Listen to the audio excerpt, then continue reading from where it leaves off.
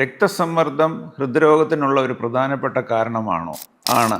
രക്തസമ്മർദ്ദം അഥവാ hyper tension എന്ന് നമ്മൾ വിശേഷിപ്പിക്കുന്നത് BP 120/80 മേളിൽ പോയി കഴിഞ്ഞാൽ നമ്മൾ അത് ഹൈപ്പർ ടെൻസീവ് അല്ലെങ്കിൽ ഹൈപ്പർ ടെൻഷൻ ഉള്ളതായിട്ടാണ് നമ്മൾ വിശേഷിപ്പിക്കുന്നത്. അപ്പോൾ ഏത് രോഗിക്കും 120/80 BP മേളിൽ BP ഉണ്ടെന്നുണ്ടെങ്കിൽ അവർ ഒന്നുകിൽ അതിന് മരുന്ന് കഴിക്കണം, അല്ലെങ്കിൽ അതിനു വേണ്ടിയുള്ള റിസ്ക് ഫാക്ടേഴ്സ് എന്തെങ്കിലും ഉണ്ടോ എന്നുള്ളത് നമ്മൾ കണ്ടുപിടിക്കേണ്ടതാണ്. ഈ BP വരാനുള്ള ഒരു പ്രധാനപ്പെട്ട കാരണം എന്ന് പറയുന്നത് ഈ കിഡ്നിയിൽ ഉണ്ടാകുന്ന അസുഖങ്ങളാണ് ഈ BPക്കുള്ള ഒരു പ്രധാനപ്പെട്ട കാരണം. അപ്പോൾ വൃക്ക രോഗികളിൽ BP വളരെയധികം വർദ്ധിക്കുകയും ഇതൊരു പ്രധാനപ്പെട്ട ഒരു കാരണമാണ് BP ഉണ്ടാകുന്നതിന്. സോ ഇങ്ങനെ 120/80 WHO വിശേഷിപ്പിക്കുന്ന കട്ട് ഓഫ് മാർജിൻ എന്ന് നമ്മൾ പറയുന്നത്. അപ്പോൾ നമ്മൾ എല്ലാ 6 മാസം അല്ലെങ്കിൽ 3 മാസം കൂടുമ്പോൾ നമ്മുടെ BP ചെക്ക് ചെയ്യും. ഇപ്പോൾ BP വളരെയധികം കൂടി നിൽക്കുകയാണെന്നുണ്ടെങ്കിൽ നമ്മൾ